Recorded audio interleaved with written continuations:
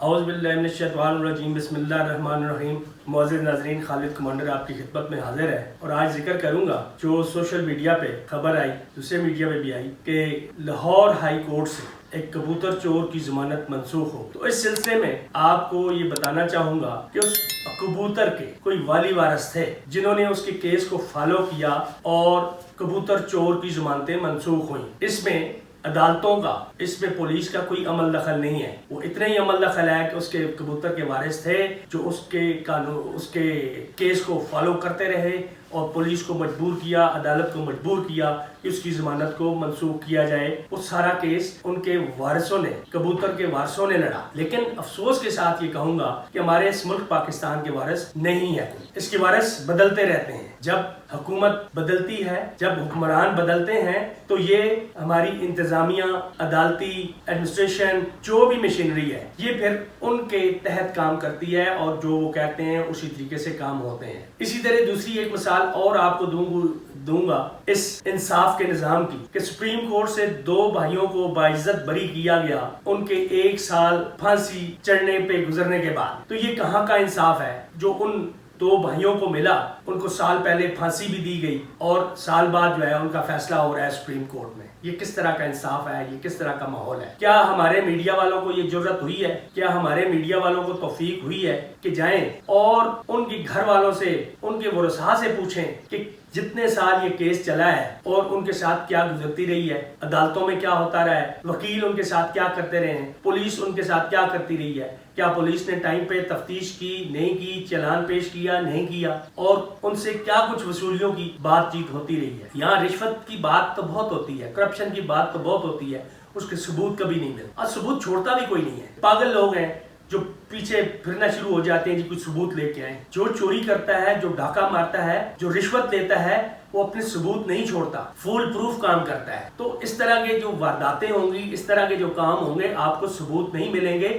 یہ آئین اور قانون آپ کا اس طرح کا ہونا چاہیے کہ اس طرح کا کام کوئی کر نہ سکے، کسی کو جرت نہ ہو کہ اس طرح کا کوئی کام کرے، کوئی رشوت لے، کوئی چوری کرے، کوئی ڈاکہ مارے۔ یہ چیزیں ہمارے ملک پاکستان میں کیوں ہیں؟ کیونکہ آپ کا قانون، آپ کا آئین، اس میں سکم ہے، اس میں کمی ہے، اور پھر ہمارے جو ادارے ہیں ان میں کمی ہے۔ وہ کسی اور سوچ میں گم ہوتے ہیں، کچھ اور کرنے کو تیار ہوتے ہیں، ان چیزوں کو نہیں دیتے۔ جس کی لاٹھی اس کی بھینس۔ یہاں تو قانون پاکستان میں جو چل رہا ہے، جس کی لاٹھی اس کی بھینس۔ اصل بات کی طرف آتا ہوں کہ ہمارے ادارے، ہمارا احتساب کا نظام ایک دفعہ پھر جھک گیا ہے شریف فیملی کے آگے، اس مافیا کے آگے، جنہوں نے اپنی مرضی کے قانون آ کے پچھلے چند مہینوں میں بنائے اور اب اسی قانون اور آئین کا فائدہ اٹھاتے ہوئے نکل رہے ہیں۔ لیکن یہ جس کیس کا میں ابھی ذکر کر رہا ہوں، اس کا اس قانون سے بھی کوئی تعلق نہیں ہے۔ یہ وہ FIA کا کیس ہے، واحد کیس ہے جو عمران خان کے دور میں ایک ہی کیس بنایا گیا ان لوگوں پہ۔ ویسے تو بہت باتیں ہوتی ہیں جی عمران خان نے ان کو بہت تنگ کیا ہے، بہت کیسز بنائے ہیں۔ اس کیس کے علاوہ عمران خان کے دور میں ان لوگوں پہ کوئی کیس نہیں بنایا گیا۔ جتنے بھی کیس تھے وہ اس سے پہلے کے تھے، جو پیپلز پارٹی نے نون لیگ پہ بنائے تھے یا نون لیگ والوں نے پیپلز پارٹی پہ بنائے تھے، وہی کیس چل رہے تھے اور انہی کا فیصلے نہیں ہو رہے تھے۔ اور فیصلے کو ڈیلے کرنے کی ٹیکٹکس بھی یہی وجہ ہوتی ہے کہ کسی نہ کسی وقت کوئی ایسا جج ایسا بیٹھ جائے گا، کوئی وکیل ایسا مل جائے گا، کوئی ادارے ایسے ہو جائیں گے جب وہ اقتدار میں ہوں گے اور ان کی بات سن لیں گے اور ان کو آزاد کر دیں گے۔ اور یہ ہوتا آ رہا ہے پاکستان۔ آپ نواز شریف کی ہائی جیکنگ کیس ہی لے لیں، اس میں بھی انہوں نے ڈیلے ٹیکٹکس ہی استعمال کیا۔ 4-6 سال باہر گزارنے میں، 7 سال باہر گزارنے میں، جس میں ان کو ورڈکٹ ہوئی تھی، ہائی کورٹ نے فیصلہ دیا ہوا تھا، سزا ہوئی تھی، اور وہ باہر رہنے کے بعد وہ واپس آئے اور ان کا وہ کیس بھی ختم ہو گیا۔ NRO1 جس کو کہتے ہیں، اس میں ان کو آزادی ملی اور پھر ایک دفعہ وہ وزیر اعظم بنے۔ اور یہ کیس بھی ایسے ہی ہے۔ اب وہ 4000 صفحوں پہ جو فائل تیار کی ہے، FIA کے وہ لوگ تھے، FIA کے وہ انویسٹیگیشن افسر تھے جو اپنی زندگی بھی سدھار گئے، جو اللہ کو پیارے ہو گئے ہیں۔ کیا ان 4000 صفحوں میں ایسی کوئی چیزیں نہیں تھیں؟ ان میں بہت ساری چیزیں تھیں، بہت ساری انویسٹیگیشنز تھیں، ان میں بہت سارے ثبوت تھے، اور ہمارے محترم جج صاحب کو یہ توفیق نہیں ہوئی کہ اس فائل کو دیکھ لیتے، پڑھ لیتے۔ کیوں پڑھتے؟ کیونکہ اس کے پڑھنے میں ان کا نقصان ہو سکتا تھا۔ مافیا ہماری اتنی طاقتور ہے، مافیا کا ڈر خوف ہے، یا یہاں پہ جو اوپر سے حکم آ جاتا ہے، ٹیلی فون آ جاتا ہے، کہا جاتا ہے، اس پہ عمل کرنا ضروری ہو جاتا ہے۔ کیا یہی ہمارے عدل و انصاف کا نظام ہے؟ کیا اس فائل میں ان 15-16 لوگوں کا ملازمین کا جو رمضان شوگر مل کے ملازمین تھے، کوئی چپڑاسی تھا، کوئی پین تھا، کوئی اکاؤنٹنٹ تھا، جونیئر لیول کے یہ لوگ ملازمین تھے، ان کے اکاؤنٹس میں اربوں روپے کیسے گئے؟ کیا یہ ہمارے عدل کے نظام کو نہیں پوچھنا چاہیے، نہیں دیکھنا چاہیے کہ یہ کیسے ہے، ان کے اکاؤنٹس میں کیسے آئے؟ ایسے ہی آگے کوئی فرشتے آگے ڈال گئے ان کے اکاؤنٹس میں، اور پھر ان اکاؤنٹس میں جو رقوم ڈالی گئی وہ کس کس اکاؤنٹ میں ٹرانسفر کیے گئے، کس طریقے سے کیے گئے، تاریخوں کے حساب سے ساری بینک سٹیٹمنٹس موجود ہے، کس اکاؤنٹ سے کس اکاؤنٹ میں پیسے ٹرانسفر کیے ہیں۔ آج کل کے دور میں تو یہ مشکل نہیں ہے نا، کوئی لیجز والا معاملہ نہیں ہے، ہر چیز کمپیوٹر پہ موجود ہے، اور یہی وہ سارے ثبوت اکٹھے کیے تھے، انہی لوگوں سے ملے تھے جن کے اکاؤنٹ سے، ان کے بیانات بھی اس فائل میں شامل ہے کہ کون یہ سارا کچھ کرواتا ہے، کس کے کہنے پہ یہ ہوتا ہے، کون کرتا درتا تھا اس ساری کارروائی کا، اس ساری واردات کا۔ تو وہ پیسے ایک اکاؤنٹ سے دوسرے اکاؤنٹ میں گئے، کہیں باہر بھی گئے اور باہر سے واپس بھی آئے، اس میں ایک ٹائم لیمٹ بھی ہے، ساری ٹائم لائن ہے اس میں کہ آج اس اکاؤنٹ میں مقصود چپراسی کے اکاؤنٹ میں یہ پیسے ڈالے گئے، کل وہ دوسرے اکاؤنٹ میں گئے، پرسوں وہ جو ہے وہ باہر چلے گئے، اور پھر 1 یا 2 دن بعد وہی ٹی پاکستان میں ریمیڈنس کے طور پہ واپس آ گئی اتنی اماؤنٹ کی۔ تو یہ 16 ارب کے جو ٹرانزیکشنز تھیں ان اکاؤنٹس میں ناجائز، یہ پیسے کہاں سے آتے رہے؟ کس کے پیسے تھے؟ کیا ان ملازمین کے پیسے تھے؟ وہ نہیں، ہرگز نہیں تھے۔ ان کی تنخواہیں تو 15,000 20,000 25,000 اس سے زیادہ نہیں تھی، ہو سکتا ہے کسی ایک کی 30-35 ہزار بھی ہو، اس سے زیادہ نہیں۔ تو آخر یہ پیسے کیسے آتے رہے؟ کیا ہمارے عدل کے نظام کو یہ چیز نہیں دیکھنی چاہیے؟ کیا ہمارے عدل کے نظام کو اس 4,000 صفحوں کی فائل کو نہیں پڑھنا چاہیے تھا؟ اور یہی کافی تھا کہ صرف اتنا پوچھ لیتے کہ جی حمزہ شہباز، شہباز شریف اور سلمان شہباز کے اکاؤنٹس میں ان اکاؤنٹ سے کوئی ڈائریکٹ ٹرانزیکشن ہوئی ہے؟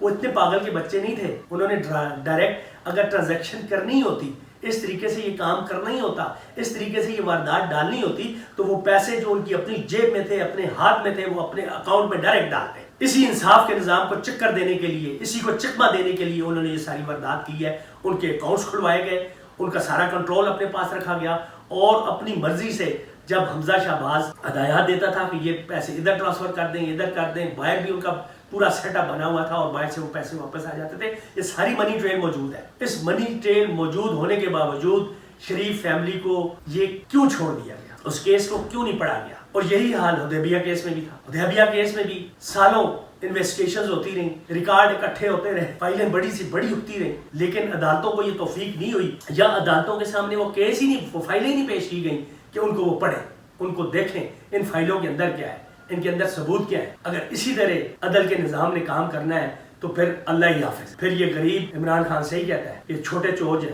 مرغی چور ہیں، بکری چور ہیں، سائیکل چور ہیں، موٹر سائیکل چور ہیں، وہ پھر جیلوں میں رہیں گے، ان کی کاغذی کارروائیاں پوری ہوں گی۔ انٹرنیشنل جو سرویز ہوتے ہیں ہمارے عدالتی نظام کے یا ہمارے ایڈمنسٹریشن کے یا جو بھی پولیس کا سسٹم ہے، ان کے جو سرویز ہوتے ہیں یا کرپشن کے جو سرویز ہوتے ہیں، اس کو پورا کرنے کے لیے یہ چھوٹے کیسز، ان کے لیے یہ فائلیں بہت ہیں، اور بڑے جو مگرمچھ ہیں ان کو اسی طریقے سے آزاد کیا جاتا ہے۔ اور ہمیشہ یہی ہوا ہے کہ جیسے بھی جس کی حکومت ہوتی ہے اس کی من مرضی کے فیصلے ہوتے ہیں، اس کی مرضی کے بغیر نہ پولیس، FIA، نہ کوئی اور ادارہ پر مار سکتا، سارے ان کے تابع ہوتے ہیں، کوئی آئین، کوئی قانون نہیں ہوتا، انہی کا قانون ہوتا ہے، انہی کا آئین ہوتا ہے، جو وہ کہتے ہیں وہی کچھ ہوتا ہے۔ اب بات کروں گا جو الیکشنز ہو رہے ہیں، ان الیکشنز میں خاص طور پہ یہ نوٹ کیا ہے کہ مسلم لیگ نون کی لیڈرشپ، مریم نواز، حمزہ شہباز، جو پچھلے جولائی کے بائی الیکشنز، پنجاب کے بائی الیکشنز میں بڑے پیش تھے، بڑے جلد سے جلوس کر رہے تھے، ان بائی الیکشنز میں وہ کیوں پیچھے ہیں اور مریم ملک سے کیوں بھاگ گئی ہے اتنے عام موقع پہ؟ وہ اس لیے کہ ان کو پتہ ہے کہ اس کا نتیجہ کیا ہونا ہے۔ غلط طریقے سے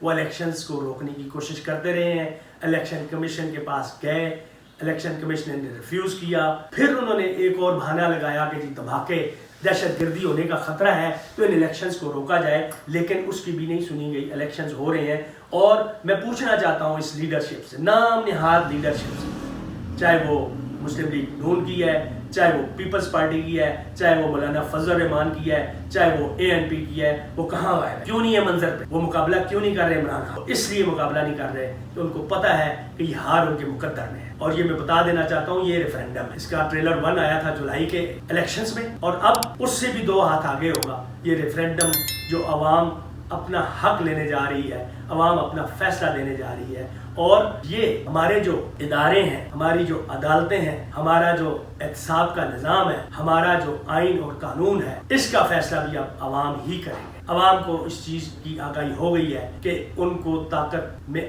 آئے بغیر ان کو کوئی حیثیت نہیں دی جائے گی۔ یہاں امیر سے امیر تر ہی ہوتا جائے گا اور غریب سے غریب تر ہی ہوتا جائے گا۔ अमीर दिन दुगनी रात चुगनी, ये कहावत भी अब कम हो गई है। कई सौ दफा दिन में तरक्की करते हैं, कई सौ दफा वो रात को तरक्की करते हैं। अब तो ये वाली कहावत पाकिस्तान में फिट है। और जब ये इक़्तिदार में होते हैं, पाकिस्तान में मजे लूट रहे होते हैं, प्रोटोकॉल्स के भी और सरकारी खर्चों पे आना जाना, हर तरह की याशी प्रोग्राम उनका चल रहा होता है। इसकी एक ही मिसाल ले लें, अभी 84 मेंबर्स हैं मुस्लिम लीग नून के कौमी असम्बली में, और 75 की एक जहाजी काबीना इन्होंने बना रखी है, और 75 में से 30 to 40% ऐसे लोग हैं जिनको सिर्फ इन्होंने नवाजा है उन सरकारी पक्ष से, उन प्रोटोकॉल से, उन गाड़ियों से, उन तरहों से, लेकिन उनको कोई जिम्मेदारी नहीं दी। एक तरफ तो ये कहते हैं कि मुल्क में जहर खाने के लिए पैसा नहीं है, एक तरफ उन्होंने खामखा में सिर्फ ब्लैक मेलिंग में आके उन लोगों को वजारतें दी हुई हैं, मुआवन खुसूसी बनाए हुए हैं, क्या से क्या बनाए हुए। तो ये क्या हुकूमत है जो ब्लैकमेल हो रही है? दुनिया के किसी मुल्क में भी चले जाएं, क्या इतनी बड़ी जहाजी काबीना है आपको मिलेगी? नहीं मिलेगी। फिर इलेक्शन की तरफ वापस आते हैं तो इलेक्शन का रिजल्ट आपके सामने होगा, क्लीन स्वीप होगा, और अब अदालतें अवाम की लगेंगी। अदालतों ने इस सारे सिस्टम को नामंजूर कर दिया, इस हुकूमत को नामंजूर कर दिया है। और इदारे जो अपनी जिम्मेदारी नहीं अदा कर सकते, वो लोग जो अपनी जिम्मेदारी अदा नहीं कर सकते, बड़ा सिंपल है कि साइड लाइन हो जाए। अगर वो प्रेशर गवर्नमेंट का, वो माफिया का प्रेशर बर्दाश्त नहीं कर सकते, सिर्फ छोटे चोरों लुटेरों को उन्होंने बंद करना है, उनके फैसले करने हैं, तो वो अपने आप को साइड पे कर लें, इस अवाम के साथ जुल्म ना करें, और लोग आ जाएंगे, अच्छे लोग आ जाएंगे जो एहतसाब के इस निज़ाम को, जो एडमिनिस्ट्रेशन के इस निज़ाम को संभाल लेंगे। आपकी ज़रूरत नहीं है इसको, आप बेशक साइड पे हो जाएं और अपनी आराम से ज़िंदगी गुजारें, आपने बहुत कमाइयाँ करनी होगी। इसके साथ ही इजाज़त चाहूँगा। अल्लाह हाफिज़। पाकिस्तान जिंदाबाद।